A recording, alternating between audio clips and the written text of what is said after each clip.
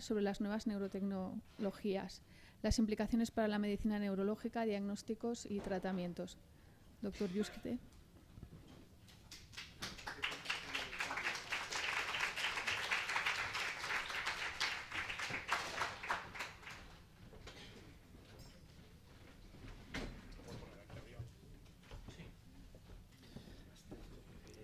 Sí, quizá con él.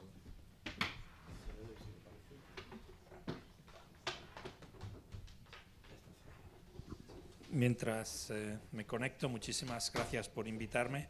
Quería también expresar mi admiración a la Fundación Querer, al trabajo de Pilar, de Alfredo, que me parece un tipo de iniciativa absolutamente necesaria y admirable para la sociedad. Y también, si miráis a esto desde arriba, también esto representa una cosa muy nueva en España, que es la sociedad civil, que estamos en una reunión organizada por un grupo de personas privadas desde aquí. Esto no lo organiza el Estado, y de hecho esta reunión la anfitriona de esta reunión es otra fundación privada. O sea que estamos en una situación que espero sea un cambio en la sociedad española, donde la sociedad civil tome la iniciativa. De acuerdo. Voy a hablar bueno, no tengo que convenceros por experiencias que tenéis con familiares y amigos de la tragedia de las enfermedades mentales y neurológicas, ¿no? O sea, esencialmente no podemos hacer mucho por los pacientes en este momento, a pesar de los esfuerzos heroicos de los psiquiatras y los neurólogos, que en realidad están batallando con las manos atadas detrás de la espalda. Y la razón es porque los médicos, para poder entender y curar una enfermedad de una manera racional y científica, necesitamos entender lo que llamamos la fisiopatología, que significa cuando la función, la fisiología del tejido que está alterado, en cómo la función se rompe y se altera en el enfermo, ¿no?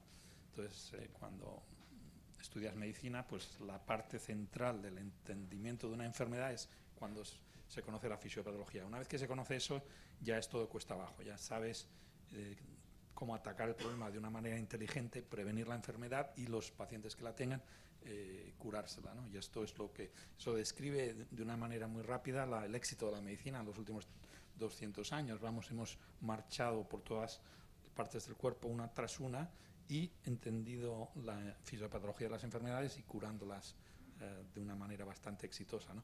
Pero cuando llegas al sistema nervioso, ahora mismo no podemos hacer eso. ¿Por qué? Porque no entendemos no entendemos la fisiopatología de estas enfermedades, porque no entendemos la fisiología del sistema. O sea, ¿cómo vamos a arreglar un coche si no entendemos cómo funciona? Entonces, de una manera así un poco breve, ese es el problema fundamental de la neurología y la psiquiatría hoy, que en la práctica totalidad de las enfermedades mentales no conocemos la fisiopatología, y en muchas de las neurológicas tampoco. Entonces, eso no significa que no se puedan curar enfermedades, pero, y de hecho eso ha ocurrido en la historia, puedes tirar al azar a ver si algo funciona, y de vez en cuando la gente tiene suerte y algo funciona, pero en general la manera más lógica y científica de abordar el problema es atacando el problema de la raíz a través de la fisiopatología, ¿no? Entonces podríais pensar, ¿por qué no se entiende la fisiología del sistema nervioso cuando lleva la ciencia y la medicina ya más de un siglo estudiando el sistema nervioso? Y esto es un problema que tradicionalmente se ascribe a la gran complejidad de estos circuitos neuronales. Ramón y Cajal hablaba de estos circuitos neuronales, que, para daros una idea de esta complejidad, tenemos dentro de nuestro cráneo alrededor de 80.000 millones de neuronas conectadas posiblemente por alrededor de 10 a 100.000 conexiones entre ellas. Esto es una complejidad mayor de todo el Internet de la Tierra, y eso lo tenemos cada uno dentro de nuestra cabeza, ¿no? Y Cajal hablaba de estos circuitos y los describía como las selvas impenetrables donde muchos investigadores se han perdido. Y eso lo decía él también de una manera aplicándoselo a sí mismo, ¿no? Porque él también no pudo descifrar el secreto del sistema nervioso, a pesar de sus grandes éxitos describiendo la anatomía de muchas partes del sistema nervioso. No pudo dar tampoco con la solución de la teoría general de cómo funciona el sistema nervioso, que es lo que no tenemos, ¿no?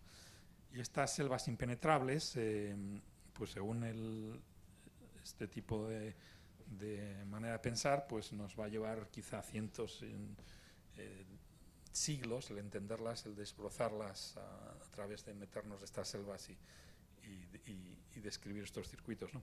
Pero a veces cuando no funcionan las cosas es bueno preguntarse qué se ha asumido al comienzo del camino. A ver, no vaya a ser que esto lo que has asumido sea el problema, o sea, no que sea el problema que te has equivocado quizá de camino, ¿no? Y en la base de la neurobiología, lo que hemos asumido desde hace 100 años es lo que se llama la doctrina neuronal, que es precisamente propuesta por Cajal, que describe, asume que la base estructural del sistema nervioso es la neurona individual. Y esta doctrina neuronal, que lo llamó él doctrina, o sea, como fuese una doctrina religiosa, no era una hipótesis, era una afirmación veraz para la historia, fue llevada a la función, a la fisiología, por Sherrington, que fue el contemporáneo de Cajal, que describió la doctrina neuronal funcional. Y Sherrington dijo que la base funcional del sistema nervioso es la neurona individual.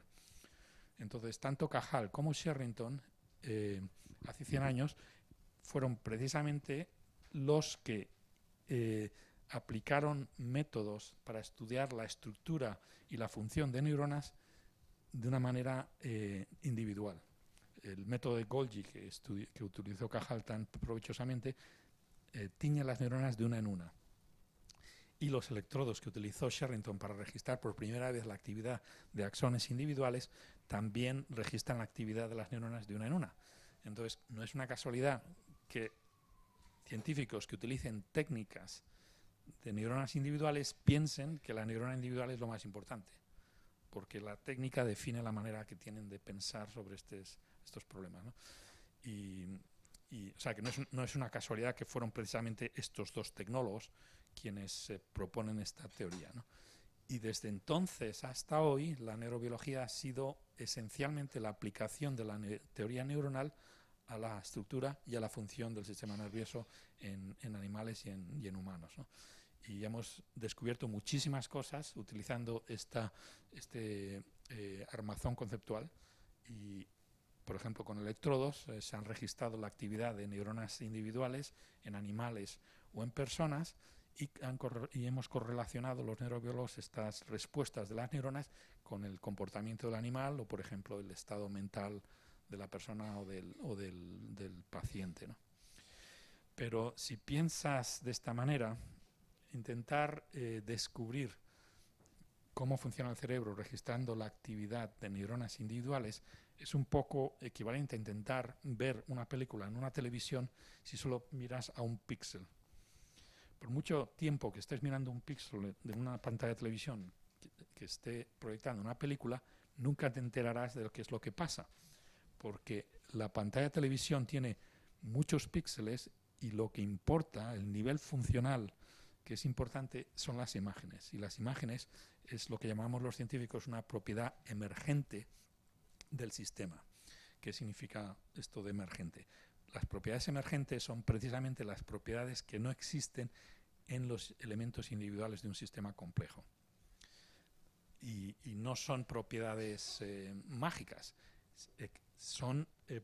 ocurren porque emergen de la interacción entre distintos elementos. Por ejemplo, las imágenes en la pantalla son interacciones en espacio en el tiempo y en color entre los píxeles.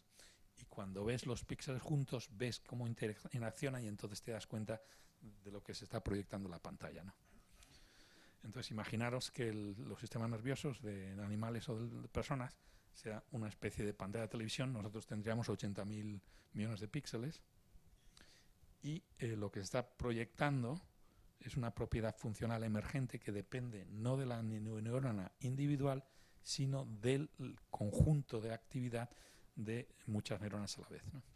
Esa es la hipótesis de las teorías emergentes. Entonces, es posible que la doctrina neuronal, con toda nuestra admiración a Cajal y a Sherrington, esté equivocada y que lo que está ocurriendo en el sistema nervioso es precisamente un juego de propiedades emergentes. Y esta posibilidad no es tan loca cuando piensas que si quieres organizar propiedades emergentes de la materia, lo que necesitas es fabricar sistemas con muchísimos elementos y que estén interaccionando entre sí de una manera muy enorme también. Y es precisamente cómo la naturaleza diseña los sistemas nerviosos. Todos los sistemas nerviosos están diseñados así, muchísimos elementos con muchísimas conexiones, con lo cual desde fuera parece la madre de todas las propiedades emergentes, el cerebro, el sistema nervioso. Si esto es así, ¿cómo podemos estudiar y capturar estas propiedades emergentes? Entonces, aquí os presento el tipo de preparación que estudiamos nosotros, que es la corteza visual del ratón. Tiene varias capas. En la parte de arriba tenéis la capa 1, que está cerca del cráneo, y aquí abajo es la capa 6. Y estos puntitos blancos son las neuronas, y para que os hagáis una idea del número de neuronas que tienen los cerebros incluso de animales, la corteza visual del ratón tiene 180.000 neuronas, y es una parte pequeñita de la corteza cerebral del ratón, ¿no?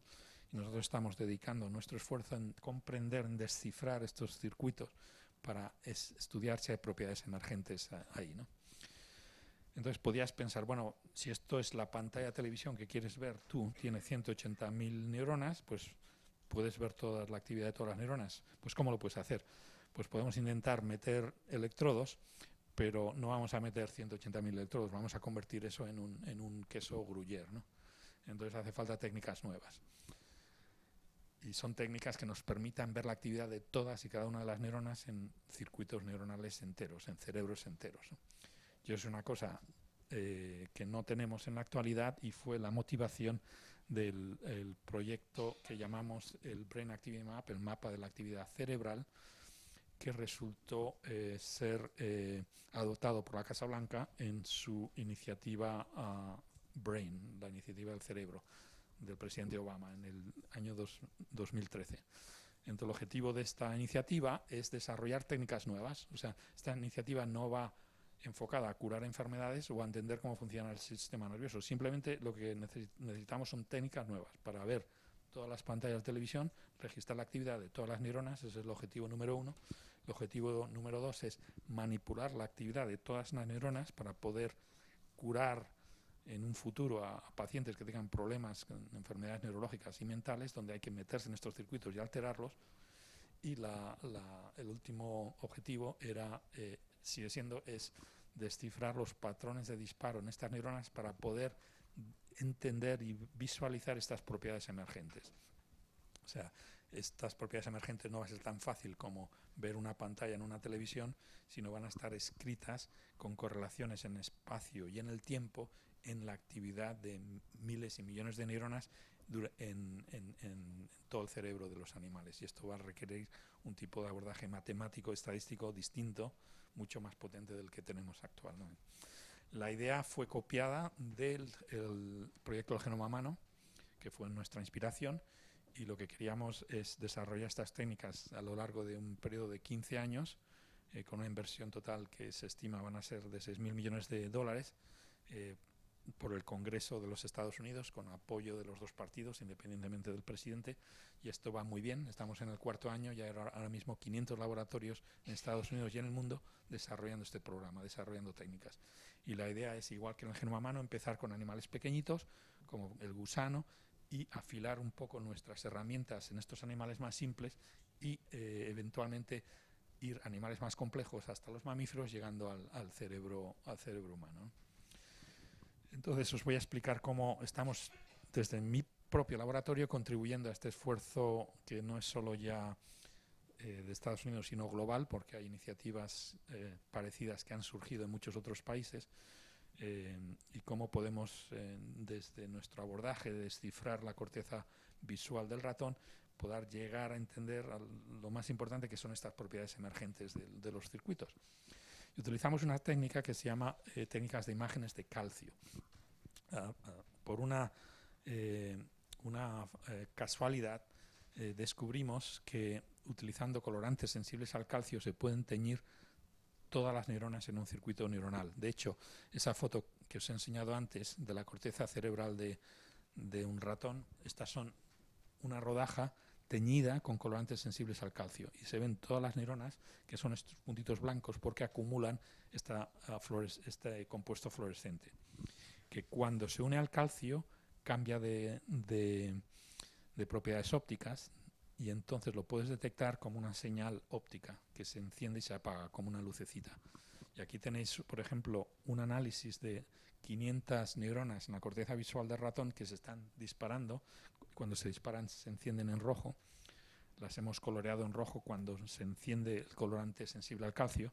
Y esto ocurre porque cuando las neuronas disparan, estos son los potenciales de acción eléctricos de la neurona, hay cambios en la concentración de calcio porque se abren los canales de calcio, las membranas de las neuronas, y entra calcio en la neurona. A base de medir el calcio, indirectamente podemos ver si la neurona se ha disparado o no se ha disparado. Y gracias a esta técnica podemos por primera vez mirar un circuito neuronal, en este caso 500 neuronas, y verlas a todas, y ver quién se dispara y quién no se dispara. Y esto lo estamos haciendo utilizando también láseres de infrarrojos que tienen la propiedad de que pueden penetrar ópticamente tejido vivo, y podemos realizar estas mediciones, por ejemplo, en ratones. Aquí tenéis un experimento, un ratoncito que está vivo, se está corriendo encima de una bola. Aquí tenéis el ratón, y el ratón está mirando esta pantalla de televisión donde le estamos proyectando un tipo de imágenes que estimulan de una manera muy fuerte la corteza visual primaria. Estas barras de luz que veis en la pantalla de televisión resulta que es los mejores estímulos para estimular vuestra corteza visual, la parte visual del cerebro. Y simultáneamente estamos midiendo la actividad de un grupo de neuronas en la corteza visual con estos colorantes sensibles al calcio y con estos láseres infrarrojos. Esta es la película tal y cual sale del microscopio, y este es el análisis de esta película, donde veis cada puntito es una neurona, y cuando se tornan rojas es cuando la neurona se dispara. Bueno, pues si veis esta película podéis apreciar cómo las neuronas se disparan en grupos. Veis que hay como pequeños terremotos donde hay un grupo de neuronas que se disparan, y estos grupos parecen aleatorios, están ahí disparándose por todas partes, pero las neuronas no les gusta dispararse solas, van siempre como en un grupo, como una cuadrilla de amigos, ¿no? De hecho, esto es lo que está ocurriendo en este ratón, pero posiblemente es lo mismo que está ocurriendo dentro de vuestros cerebros ahora mismo. De hecho, no somos más que este tipo de disparos de neuronas, excepto que en vez de ver a 200 neuronas tenemos 80.000 millones. Y ese es el objetivo de la neurociencia, es descifrar cómo estos patrones de disparo de neuronas dan lugar a el comportamiento, dar lugar a la actividad mental, y cuando se estropean dan lugar a las patologías, a la fisiopatología de las enfermedades neurológicas y mentales. Esto lo analizamos de una manera computacional, describiendo primero la posición de cada una de estas neuronas en las películas, midiendo la concentración de calcio con respecto al tiempo y transformando esto en lo que llamamos un raster plot, que es un histograma que describe en cada línea la actividad de cada neurona con respecto al tiempo, y cuando veis un puntito negro es cuando la neurona se ha disparado. O sea, este histograma es la representación de una película como la que habéis visto. Y en este histograma veis estas líneas que cruzan, que son los pequeños terremotos cuando hay un grupo de neuronas que se disparan. Este grupo de neuronas es lo que llamamos nosotros los conjuntos neuronales, y es una propiedad emergente. Si estudias este circuito con un electrodo solo, registras de una neurona, nunca te darás cuenta que siempre que dispara esta neurona resulta que hay otras que están disparando a la vez. Esto es precisamente una de las cosas que solo se puede descubrir si las miras a todas, ¿no? Entonces, hemos estudiado estos conjuntos neuronales y los encontramos en todo momento. De hecho, la actividad cortical de estos ratones, tanto como cuando están mirando en la corteza visual primaria, cuando están mirando una pantalla de televisión, está dominada aquí en rojo por estos conjuntos neuronales, y da igual lo que esté mirando el ratón. De hecho, si apagas la luz y no está mirando a nada, la actividad el cortical no se apaga, sigue funcionando y sigue funcionando con los grupos de neuronas. Estos grupos forman la base, por lo menos en nuestra experiencia, la base funcional de la actividad de la corteza. Está basada en esta actividad de grupos de neuronas, ¿no? Entonces, ¿para qué sirven estos grupos de neuronas? O sea, una cosa es ver algo en una pantalla de televisión, otra cosa es descifrar para qué sirve eso, lo que has visto, ¿no? El experimento sueño para nosotros es hacer películas como las que os he enseñado y ver estos grupos de neuronas cómo se van disparando uno tras de otro, ¿no?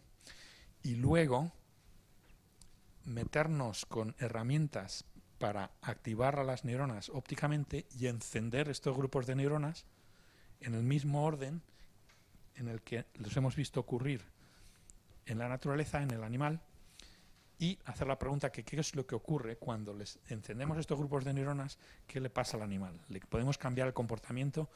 ¿Le cambiamos la actividad cerebral? De esta manera proactiva podemos testear hipótesis sobre la función de estos grupos de neuronas y ver si estas propiedades emergentes tienen importancia funcional. Este experimento sueño lo hacemos con otra técnica óptica. Ahora ya no es imagen de calcio, sino optogenética, que es utilizando técnicas de ingeniería genética. Metemos en las neuronas de estos ratones unas proteínas que se activan con la luz y cuando se activan disparan a la neurona. Este es un ejemplo de neuronas que expresan este tipo de proteínas optogenéticas y cuando les damos con estos láseres infrarrojos las podemos disparar de una en una. Es en realidad como si estuviésemos tocando el piano con los circuitos neuronales. Tenemos a todas las neuronas enfrente de nosotros y decimos, vamos a activar a esta. Y le damos con el láser, un láser especial, y dispara. Entonces el láser es como nuestro piano y simultáneamente lo que estamos haciendo es, vemos la actividad de todas las neuronas con imagen de calcio, eso es como leemos la actividad de los circuitos y a la vez manipulamos con este piano óptico la actividad de estas neuronas para ver qué ocurre cuando disparamos estas neuronas u otras neuronas. Este es el experimento que hacemos con el ratón, como habéis visto antes, que está vivo y despierto y con un láser que utilizamos para ver la actividad, para leer, y otro para cambiar la actividad como para escribir actividad. Entonces, con estos experimentos hemos conseguido hacerlos durante el comportamiento. Aquí tenemos, por ejemplo, un ratón que le hemos entrenado para que chupe agua cuando ve barras de luz verticales, pero no cuando las son horizontales. Ahora mismo con una barra de luz horizontal el ratón no chupa, pero antes había una vertical y el ratón chupa. Y de esta manera, después de como 2 semanas de entrenamiento, este ratón nos dice con su comportamiento, si chupa o no chupa, qué es lo que ha visto. Es una manera de poder preguntar al ratón qué es lo que está viendo. Y simultáneamente con esto le hacemos imagen de la actividad de estos circuitos con imagen de calcio y vemos qué neuronas se están disparando cuando el animal chupa, cuando ve una cosa o cuando ve la otra. Y ahí es cuando podemos probar la hipótesis de para qué sirven estos conjuntos neuronales, ¿no? Y el experimento es muy simple.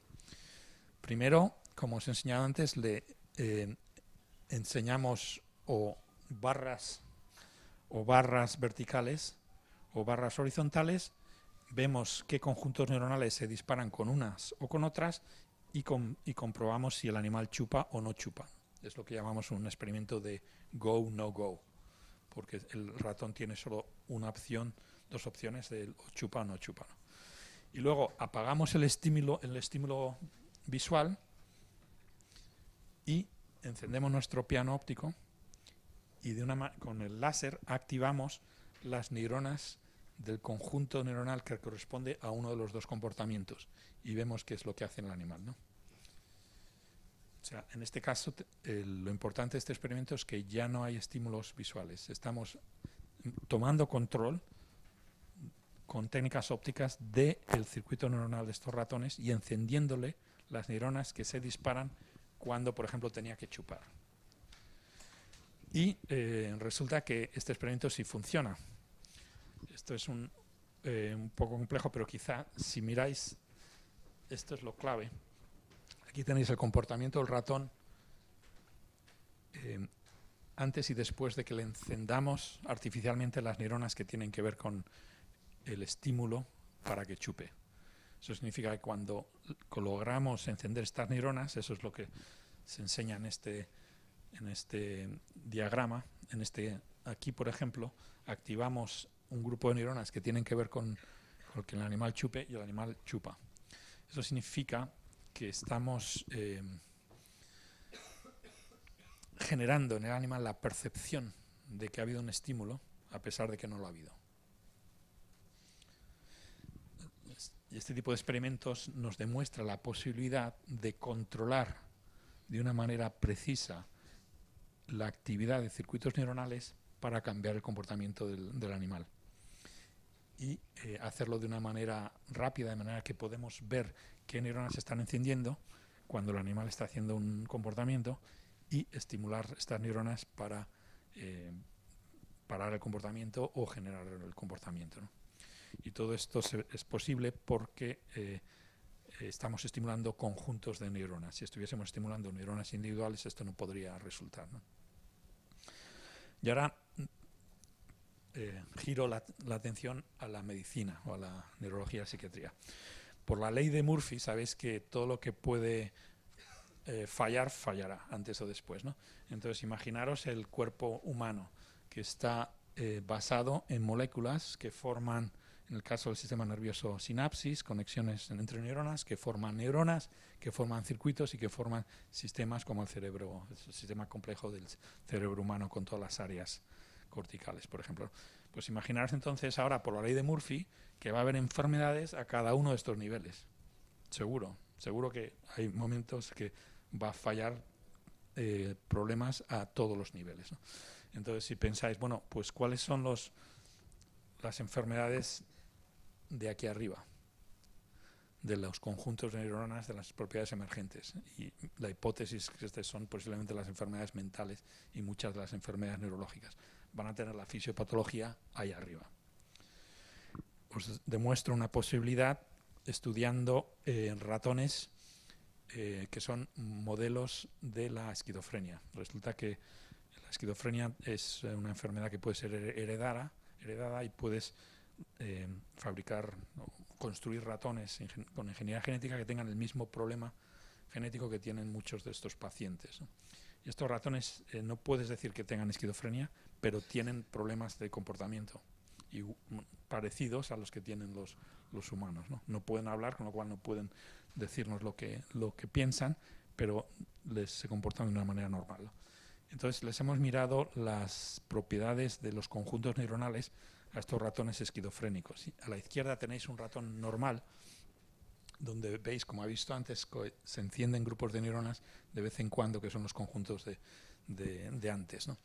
Y aquí a la derecha tenéis un ratón esquizofrénico donde las neuronas se encienden, pero no se encienden de una manera tan nítida en grupo como ocurría antes. Y esto lo podemos demostrar en un análisis matemático de estos datos. Este tipo de gráfico representa de una manera multidimensional los conjuntos neuronales de las películas, ¿no? Entonces veis aquí que hay como dos conjuntos bastante claros. En cambio, en este animal esquizofrénico tiene un lío aquí que no se ve claramente donde aparecen estos conjuntos neuronales, ¿no? Esto es consistente con la hipótesis de que la esquizofrenia, por ejemplo, y otras psicosis pueden tener problemas en los conjuntos neuronales. Pero vamos a estas enfermedades mentales. ¿Qué tal las neurológicas? Pues vamos a hablar de la epilepsia. Estas mismas técnicas se pueden aplicar a la epilepsia. De hecho, en nuestro laboratorio hemos estudiado un modelo ratón de epilepsia. Le inyectamos al ratón un producto químico que le genera descargas epilépticas que se propagan por toda la corteza del cerebro, ¿no? Esto está enseñado aquí. Y simultáneamente podemos utilizar nuestras técnicas ópticas para visualizar la actividad de circuitos neuronales durante la epilepsia. Entonces hemos descubierto varias cosas. Primero, que en el foco epiléptico, que es donde la descarga se genera, hay microdescargas que son silentes si las intenta registrar con electrodos. Esto es la idea de que hay micro seizures, microdescargas que son invisibles a las técnicas tradicionales de registro de la epilepsia en humanos, ¿no? Y eso ocurre en el foco. Y aquí tenéis una representación del foco epiléptico, y esto es los aledaños del foco epiléptico, que es la zona donde la descarga se propaga, y en este caso unas epilepsias focales que se pueden generalizar y se propagan por todo el cerebro, ¿no? Entonces aquí tenéis un ejemplo de las micro descargas silenciosas que estaba hablando, que las podemos ver con técnicas de calcio, porque podemos ver la actividad de todas las neuronas, y sabéis que resulta que son estos mismos conjuntos neuronales que hemos visto antes que se empiezan a disparar de una manera anormal cada vez más frecuentemente. Y a todo esto, si registras con electrodos en la corteza, no hay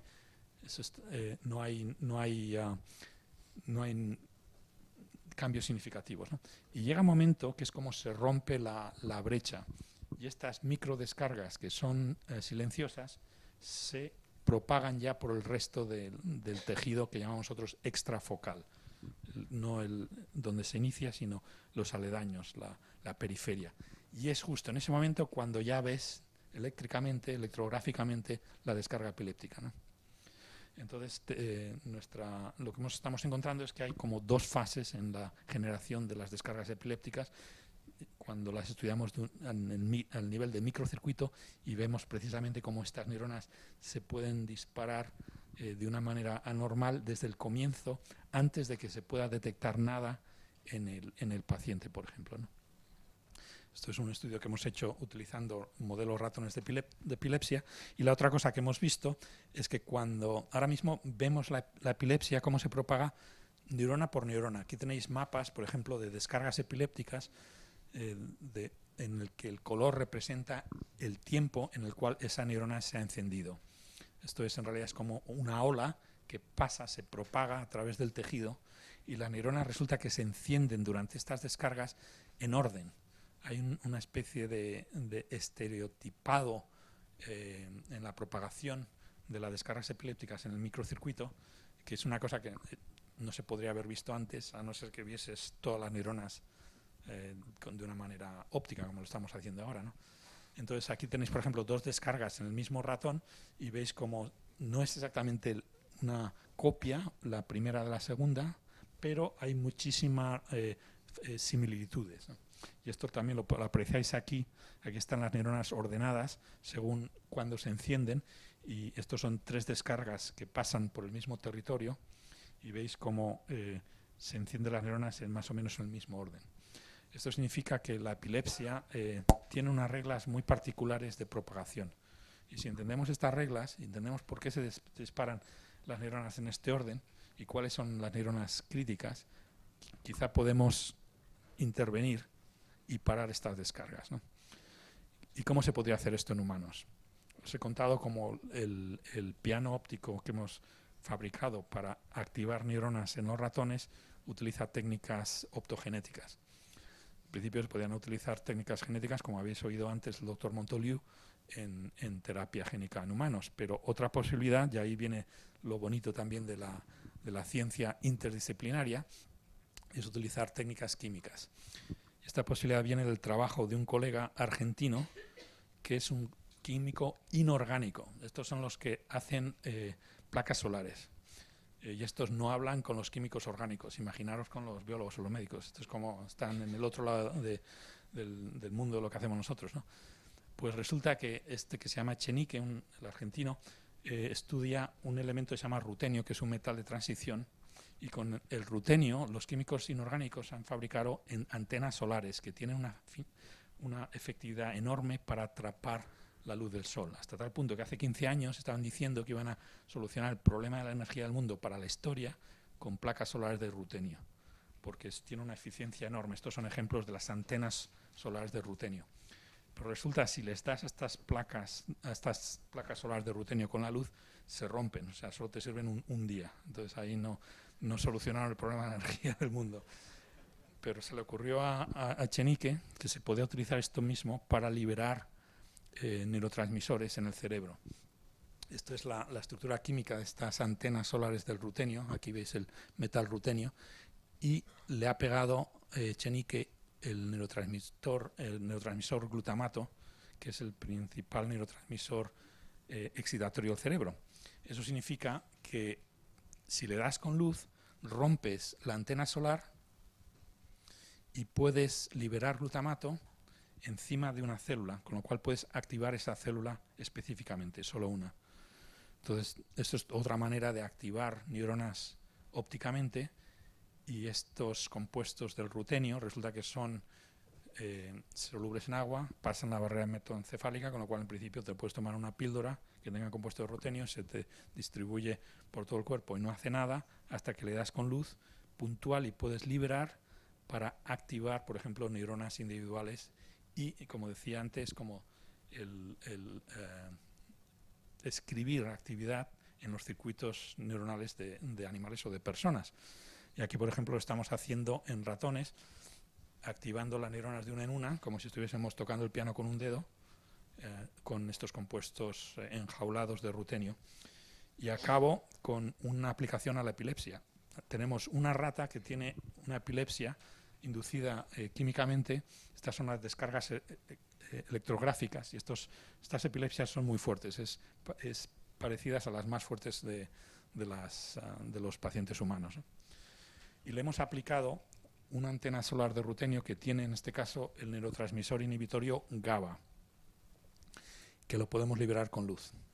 Entonces aquí tenéis a la pobre rata con sus descargas epilépticas, le aplicamos este compuesto en su corteza, encendemos la luz y le paramos la epilepsia durante varios minutos, a base de darle simplemente un haz de luz que ha liberado el GABA, es precisamente en el sitio donde se genera la descarga epiléptica. Eso es una manera de controlar una enfermedad cerebral ópticamente.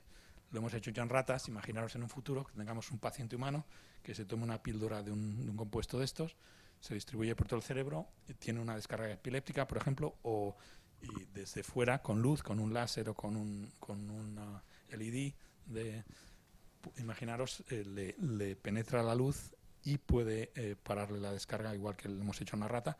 O si es un paciente esquizofrénico, podemos darle, activar con compuestos que tengan glutamato estos circuitos para generarle estos conjuntos neuronales de una manera más sólida. Igual esto puede ayudar a curar a los esquizofrénicos, ¿no? Y acabo simplemente reconociendo el trabajo de la gente de mi grupo, porque son ellos los que han hecho todos estos experimentos, y también con una cita de mi maestro en Cambridge, Sidney Brenner, que dice que el progreso en la ciencia depende de nuevas técnicas, nuevos descubrimientos y nuevas ideas, posiblemente en este orden. Eso significa, lo que quiere decir Sidney Brenner es que lo importante en la ciencia son la gente que fabrica técnicas nuevas. Y si, volviendo al comienzo de mi conferencia, la teoría neuronal surge de las técnicas de estudiar las neuronas de una en una. Y eso te da la razón por la cual hemos avanzado en la ciencia, no es porque seamos más inteligentes de los que han venido antes, sino porque tenemos mejores técnicas. Entonces, ahora con el proyecto del cerebro en Estados Unidos y en todo el mundo, la creación de estas técnicas nuevas nos puede permitir ver por fin estas propiedades emergentes y entender no solo cómo puede funcionar el cerebro, sino cómo se altera, cuál es la fisiopatología de estas enfermedades tan terribles que sufrimos. Muchas gracias.